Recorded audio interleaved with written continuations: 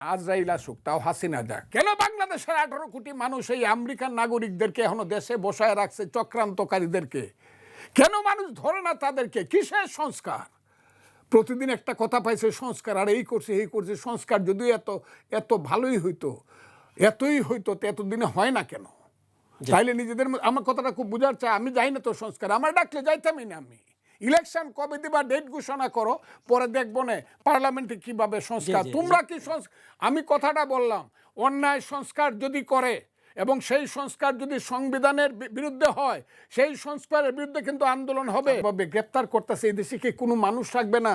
খালি এই মেয়েগুলাই সামনে থাকবে। ওই যে মেয়েটার নাম তপু, যে ডাকাইত, এবং এরা ওই যে তমা, এবং যারা ওই যে ডাকাত, যে যারা ওই যে সমন্বয়ক ডাকাত যারা, এরা শুধু আমাদের ইউনূস সাহেবের আশেপাশে থাকবে, আর ওই যে স্বরাষ্ট্রমন্ত্রী জাহাঙ্গীর আলমের মাথায় উঠে নাচবে।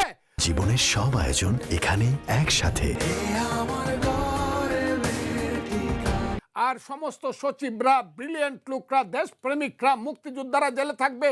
হোক না সেটা জাহান্নাম, হাবিয়া, দুজক, এইখানে তো মুক্তিযোদ্ধারে জেলখানায় থাকবে, কারণ মুক্তিযোদ্ধাদের তো দেশ এটা নয়, এটা হলো জাহান্নাম হয়ে গেছে। আলবদর রাজাকাররা এদেশের সমস্ত রন্ধ্রে রন্ধ্রে বৈশা আছে। সেই জন্যই তো আমাদের এত বড় সর্বনাশ হয়ে যাচ্ছে বাংলাদেশ। নির্বাচনের ডেট যাতে পরিবর্তন না হয়, তাহলে কিন্তু খবর আছে। জামাত যদি পিআর চায়, জামাত পিআরের কথা বলে ইলেকশনে আসুক।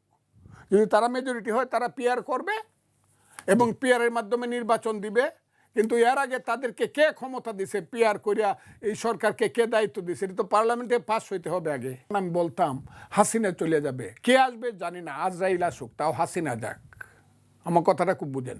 আজকে আমার বলতে ইচ্ছা করে, এখনো বলছি না তো, কিন্তু বলতে ইচ্ছা করে যে মুক্তিযুদ্ধ যদি দেশটায় চলে যায়, তাইলে আজরাইল এসে মুক্তিযুদ্ধ রক্ষা করুক, তাতে আমি রাজি।